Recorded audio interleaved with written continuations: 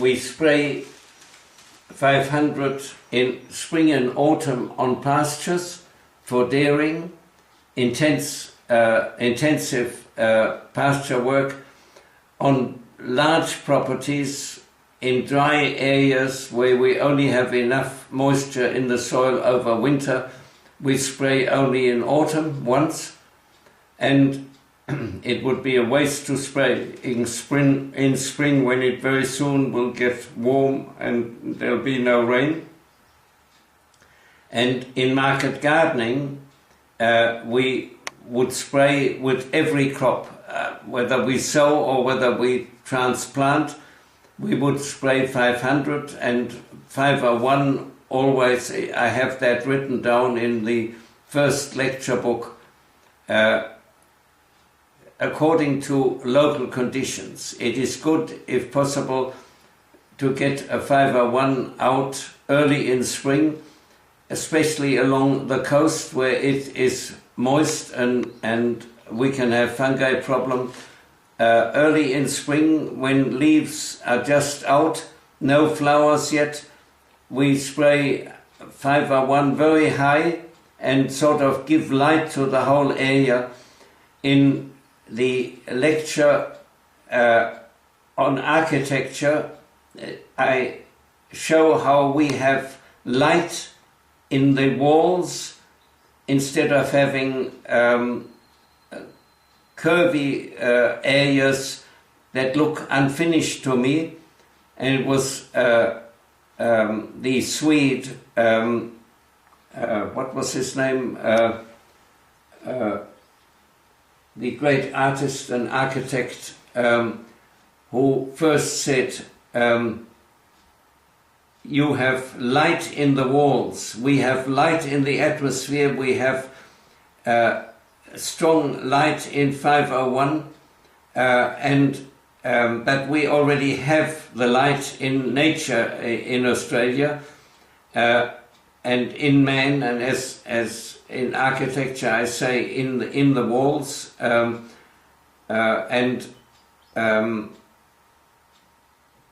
is very different to Europe,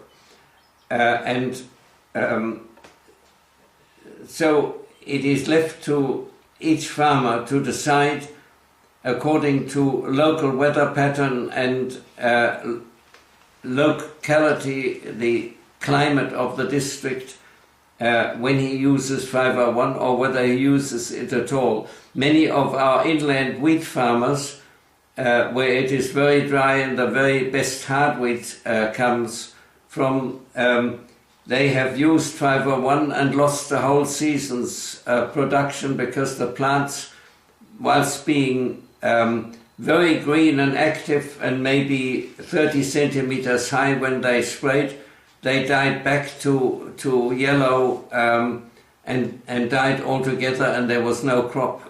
We've had similar experience in dry areas with mature wine leaves. They just, from the outside, they lost half to a centimeter. The green leaf, which was very active, just died back on the edges, and those wine producers would never put it on again. Unless there is a totally unexpected climatic change. We had, for the first time ever, 2 years ago, in those dry areas, tropical rain and moisture for weeks, and then 501 would have been used. Okay. Would you put 501 after the crops are done? Because we have heard that it's a practice in neighboring country that they would put 501 after the crops are taken out. Maybe in their country there is the moisture to do that. With us, after the crop comes off, sheep go on, and there is generally no rain for 3 months at least, and it would be fatal to put 501, and in fact it wouldn't even work because there are no leaves, there are only stalks. The sheep eat our biodynamic stalks and produce good wool of them and weeds growing. If there has been any extra moisture, there will be green manure coming in between the stems of the of the wheat or other crop, and we would mulch that to get an extra green manure, just depending how many sheep there are and how it all works out for that year. Yeah. Okay. But 501 we would not use, we would use rather 500 to get the soil to be active again, because it's gone to sleep. Here there's a little bit of not much muscle, and go outside and I so quickly have a really active vortex without using any strength, and I see the others using a lot of strength, and here we have a real involving chaos, and then the hand is taken out to the outside to stir, and there is freedom in the center to have this inversion of sun equality of suctional force.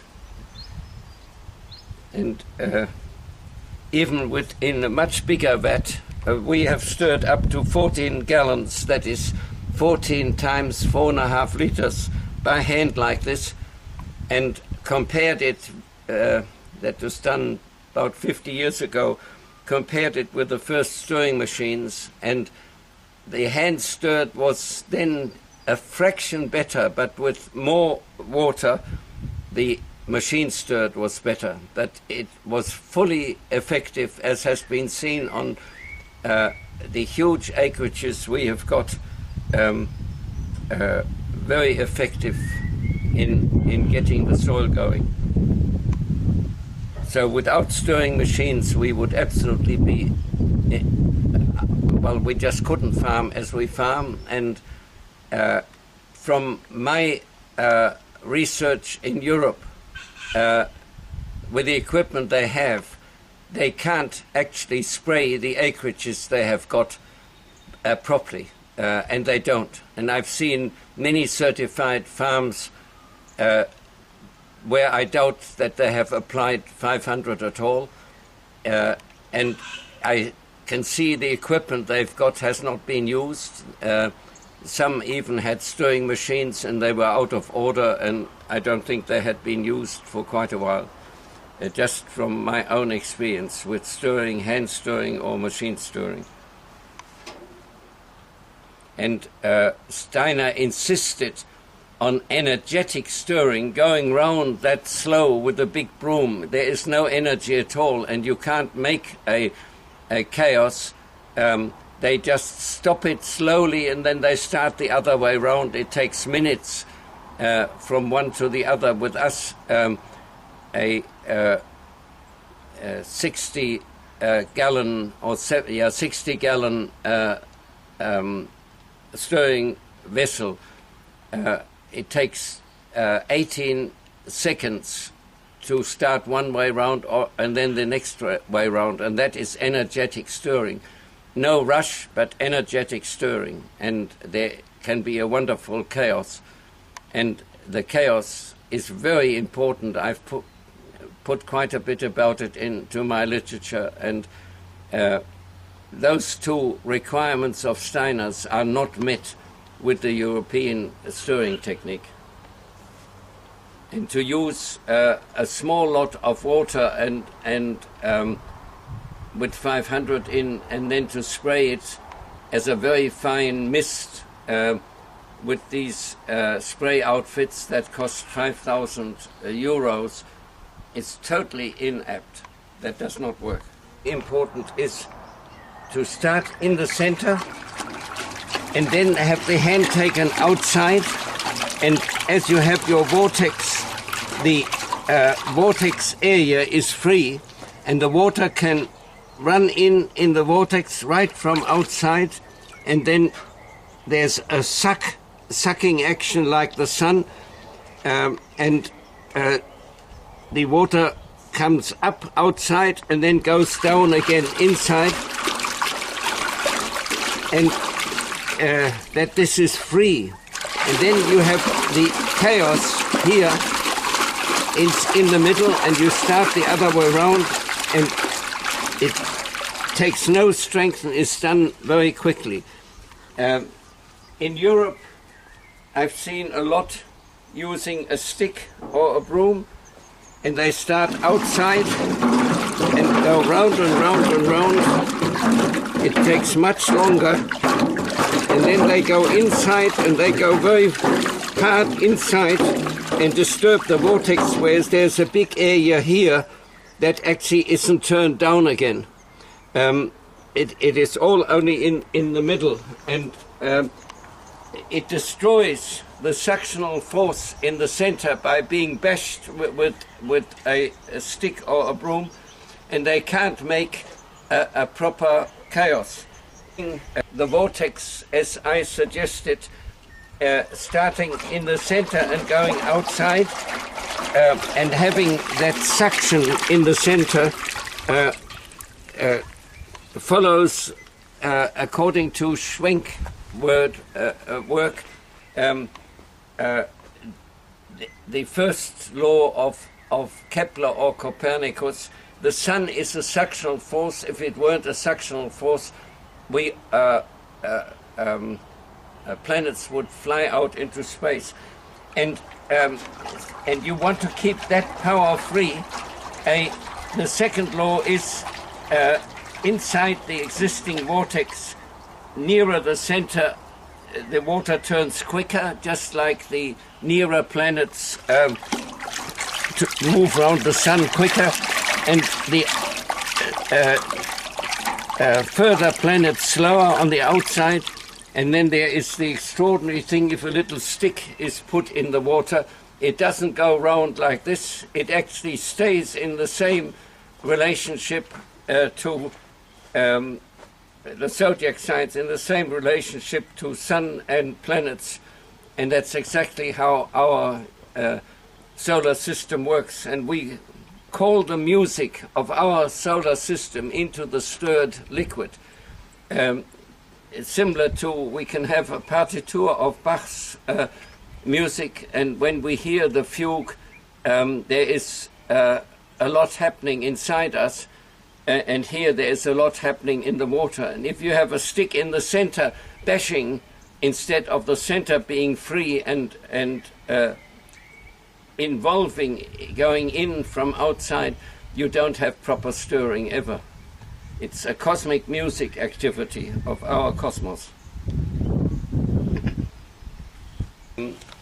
Steiner, in asking Pfeiffer to perfect not only how the preparations are made, in what quantities to be used, how to be stored, that they are moist, colloidal, he likewise asked him to develop methods of spraying 500 and 501, and he wanted, after very careful testing, as natural a drop of liquid with low pressure to reach, with 500 spraying, every square centimeter with one drop. He didn't want a fine mist for 500, whereas he wanted a fine mist for 501. And I've been asked by grape growers and vignerons in Italy, where there is much danger of hail and they have a cover over their plants, whether 501 would help.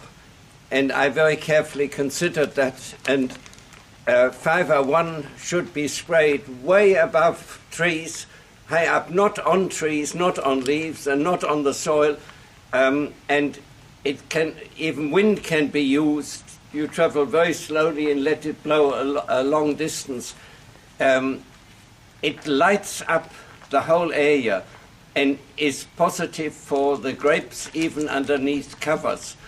And so we have a very fine misting spray for that, and the 500 drops that reach every centimeter, and as you get forwards, that is applied, and we have that up to 30 meters wide, the same spray nozzle used again and again. with the battery of the tractor, and this is the nozzle for 500. It is just like a little stick. The liquid comes in here out of that little hole there and hits the flat surface and makes a curtain.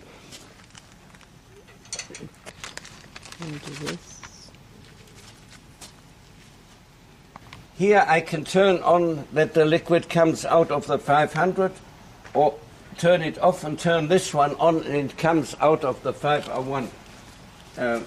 So just watch. This now is strips that go right beyond the harrows. You can see it here getting wet. The drops on there. It comes out to about here. And it is heavy drops that fall on the ground. You can see it on the metal of the harrows, and that is all that is needed. And now I switch over to the 501.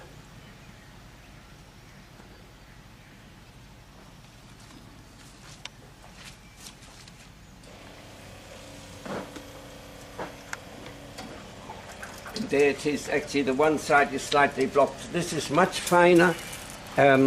They got a bit of dirt into the water, which I never have. And we have different nozzles to go for that. I can use, this one is a single one. It doesn't block as much. I can put that on, but this is a beautiful fine spray, which I like, and that which we should have. Normally, I have this much higher, but I can't get into the shed with a tractor. And for pasture, I then raise the hoist. For pasture, this is quite all right. For fruit trees, it has to be much, much higher up. And we use an air blaster with it. But this here is very simple, probably for $150. I can buy the whole lot to spray 500 and 501. Now here I take this double one out. You hold this, please.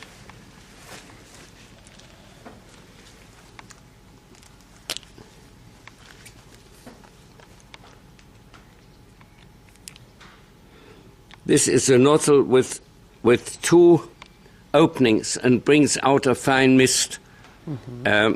And this now is just the single one, but also gives a fine spray.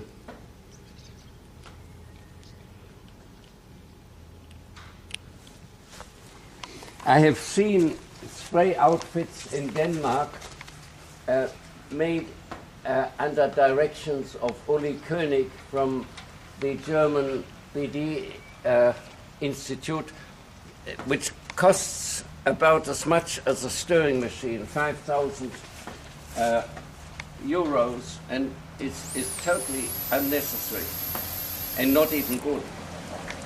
You see, that is now a fairly fine mist. If you have to use in an orchard, a bigger one, you want to cover more than one row, we would have put a bigger pump on. But for pasture and for wine, this is perfectly enough. That's a fine misting spray for 501 and the other one for 500. And these are harrows. I harrow, when we harrow the manure after cows come out of a paddock, the harrows that spread the manure, the 500 goes on the manure and it is all worked in on the ground in one go. That's ideal.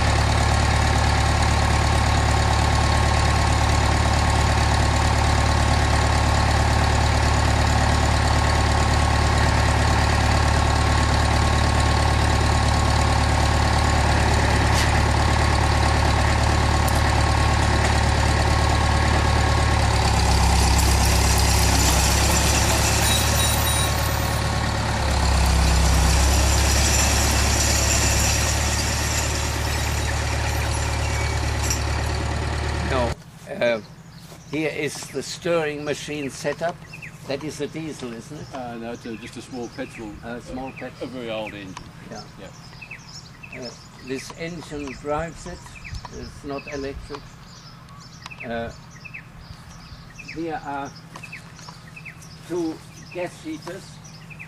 They are set on 30 or 35. No, they're set slightly higher, and we do add mixed cold water that goes through. Yeah, to get a higher flow. Yes. Yeah, but we are going to replumb that and alter. So that is to bring the water up to 30, never more than 35 degrees, and operated by gas. And the stirring barrels are filled from the bottom rather than the top. I see. Yeah. Yes. We just use the same plumbing as what. So the water fills the stirring bowls from the bottom up, not over the top.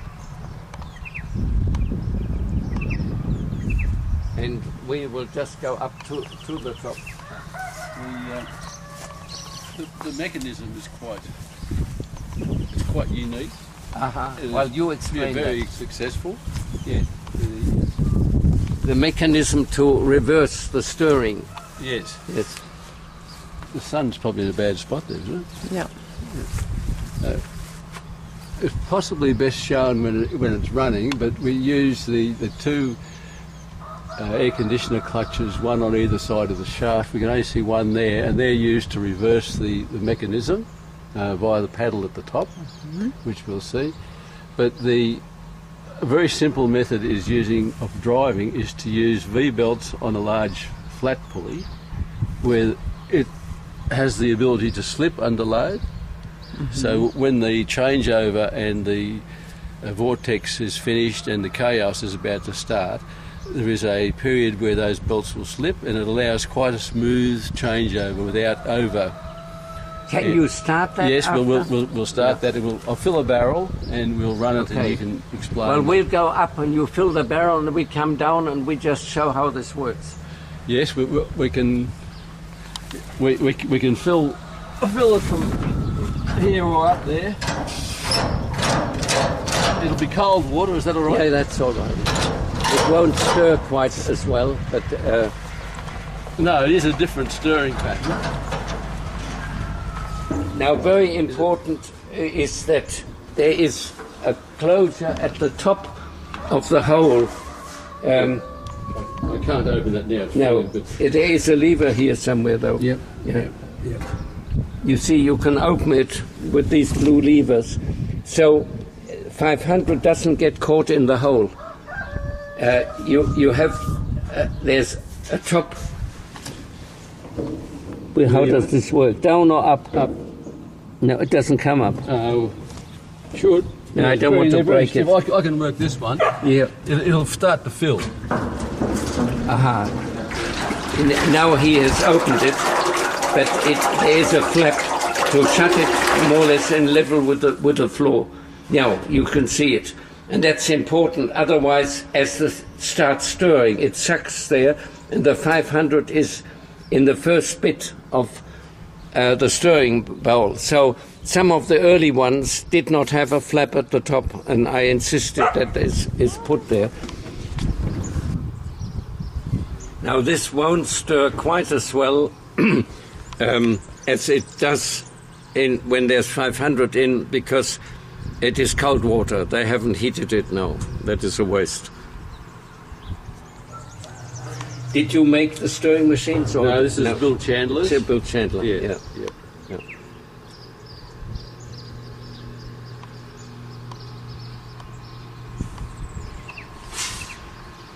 Well, it's filling fairly fast. That is very good.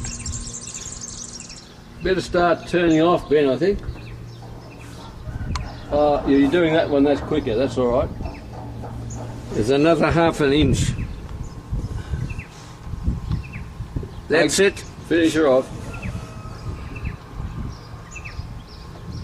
Yeah, but I had the engine running earlier, so it should now we will start to look at the vortex and then go down and see the mechanics. And here, have you filmed that? This is now dirty, but that sieves the 500. they clean that out first, and they don't have to stop. They can have the 4 running full pelt into that, the 4 stirring bowls, and that makes it quick to put it into the tank behind you on the you have to turn round behind there. Hooked up to this rover is the tank to spray from, and then the technique of spraying out on rough ground, and using a totally different technique to what we have shown at my place. I have no rock and only a small farm, and we will look at that after.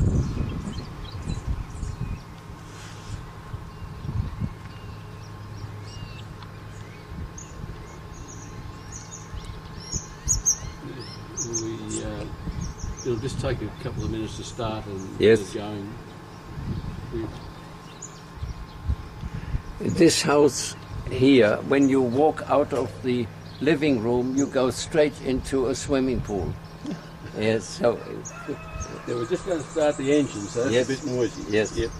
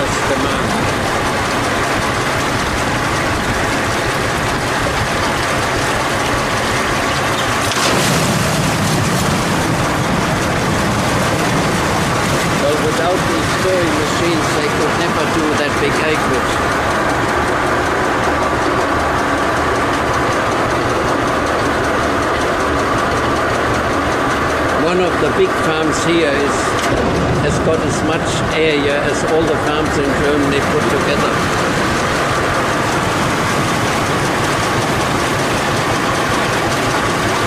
So normally you'd have to reopen that, but it's already open.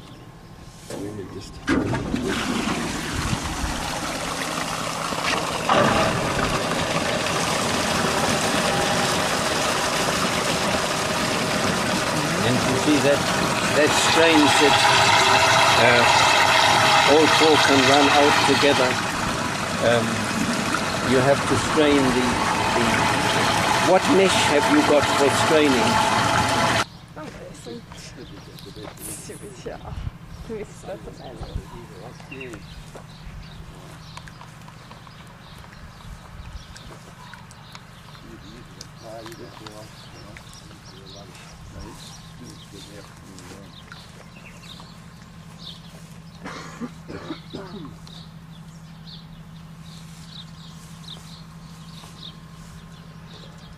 The principle of driving with the flat pulley and the V-belts allows us the ability to slip during the changeover period from vortex to chaos. Is that from a milking machine? Now, that pulley there adjusts the tension of the belt, and that's adjustable from up at the top, so that we can set the vortex exactly while watching it. That is before they have users. Now, this pulleys here are on the tension side of the belt. This is the side of the belt under load. So when the load comes on, these can actually release the tension on the belt just slightly, and that allows it to slip on the plain pulley. With the heat, the water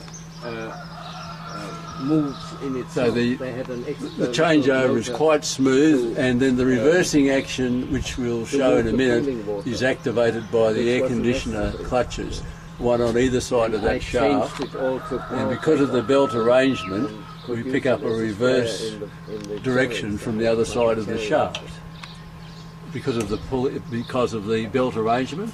That's Bill Chandler's development, that one. Okay. So quite good. So we'll start it, and we can demonstrate that.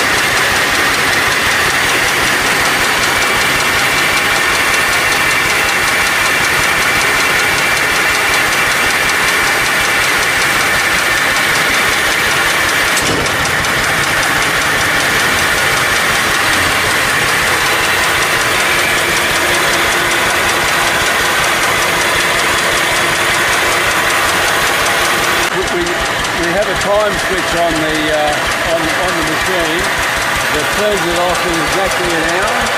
That's just a simple timer from a washing machine or a tumble dryer. So that will be set for an hour. When the hour elapses, it'll turn it off if we're not here. Otherwise, we can just turn it off.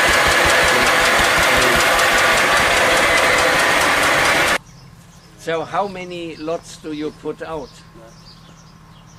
A day? Yes. Oh, it just depends on the hours that you really can fit in. Yes. Yeah, starting your first batch at 3 o'clock or a little bit earlier sometimes. If it's raining or drizzling, we can start quite early in the day. Yeah, exactly. And the droplets get washed down through the grass. We don't run the property extremely bare, like there's not a lot of soil visible, so we usually have quite a grass cover, and it is important to get the droplets down onto the soil, whereas which really sparked the invention of that style of boom spray, where the droplets are not fine, so they're not held by the grass. They're actually like raindrops, and they can penetrate down through the grass and make soil contact. How much can you cover during the day? What acreage can you cover during the day? What do you think, Ben? 400. Yeah, 400 acres is simple. Yeah. Yeah, at 80 acres an hour. Yeah. That's only a very, that's a short. Yeah. 400 acres per day. Easily. Yeah. Like sometimes, it's 360, and then if you get another one in, well, then that's 420. 440. Yeah. Somewhere around there. Yeah. And you see, what has to be checked in Europe, whether they actually have even the capacity to do it, is there are a few days that are ideal weather-wise, and there are days it's too windy or it's too dry or something other, you can't spray. So you have to have a capacity of spraying much quicker than it would take on a calendar to do a certain acreage. Yes, Yeah. exactly. Yeah. Yes, it does make it difficult to do the required amount every year, but provided that we get around in a rotation, the soil has been developing quite well. I don't think Alex is concerned about soil development, so this system is working extremely well. Has it got any water requirements? No, we dumped that anyway. Yeah, I mean, Get the airlock here.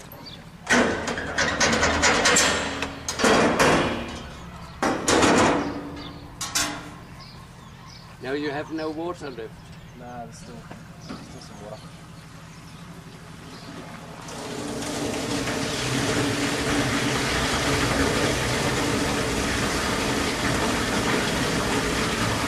Now just come here. These arms come out, and this is, you will see it moves like that, like the windscreen wiper on a car. That was what we originally used. And you have a spray that goes quite far, and it is measured exactly that it covers every square centimeter like the other one, but you have to travel exactly the right speed. And actually in Germany, the EU inspector, who knows nothing about biodynamics, attends a lecture and then certifies, does the inspection for Demeter. It's a terrible superficial thing, and they are to look at the equipment of stirring, whether there's dust on it or not, in other words, whether the farmer has even used it. Well, here they make sure it all covers because they know the result and they want the result.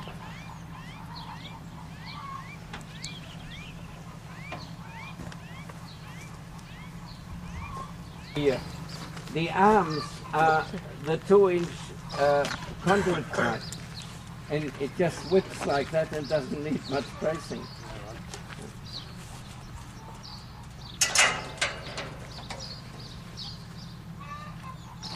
If you hit something, it can go back.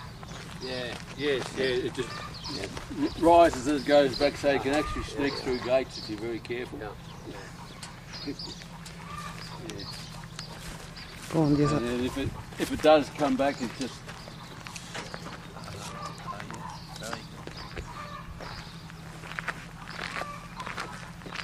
Well, now can you get that spray? Want me to bleed it, Bill?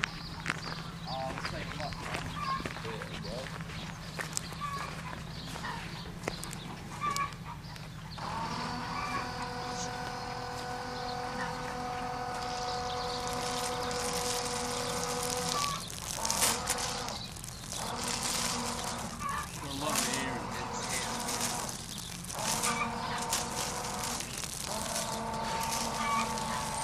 getting better.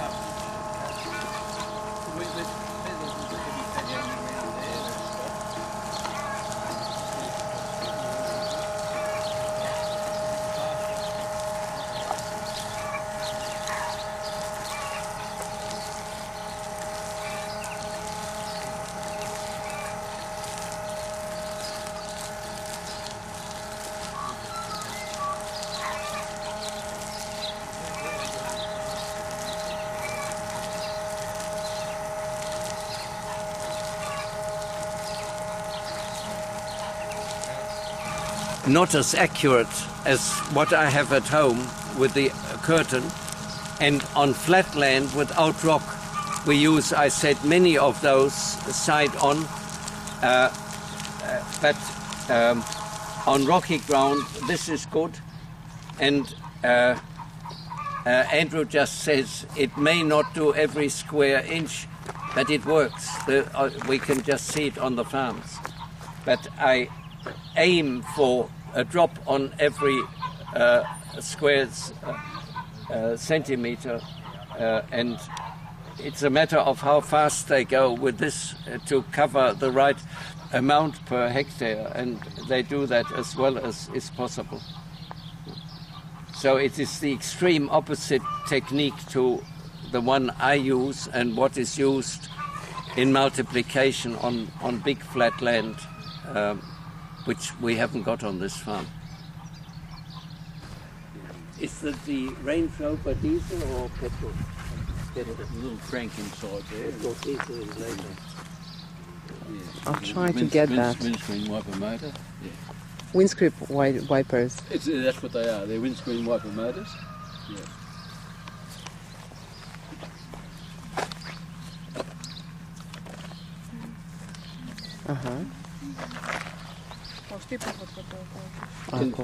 Look at the trailer, the actual axle. That's an old truck axle, isn't it? Or what?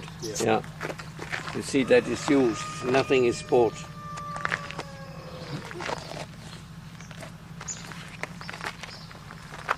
And that is what you would have to learn to do welding. You saw the welding on the stairs. That you've got one of these. What are they called? MIG. MIG. Yes. And who did that welding? You did. You are a very good welder.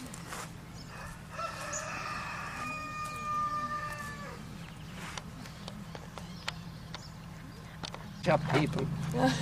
Yes. Yes. That's how old? It was this is 10 years old. 2000. 2000, yeah, 12 years, 12 years old. Yes, it looked a bit different. We will look at it in a moment. Yeah. But it was still much better than conventional soil. Even then, they had been what is called conservative farmers. Yes. They had used very little chemicals and fertilizer. Yes, it's one of the the most recent. Yeah, yeah. But just talking about the compaction again,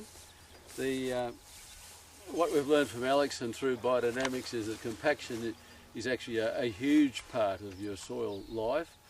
And it's demonstrated here very clearly. If we look out just a little bit, 30, 40 yards, or 30 metres out there, we can see the crop is very much better than just here in front of us, where this gets animals walking through the gateway, vehicles driving on it all the time. Yes.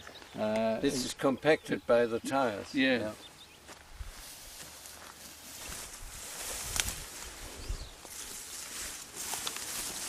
So you just look at it.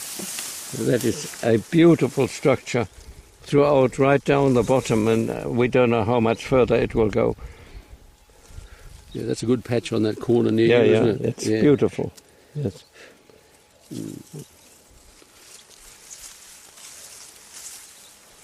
Put it back exactly so the plants live.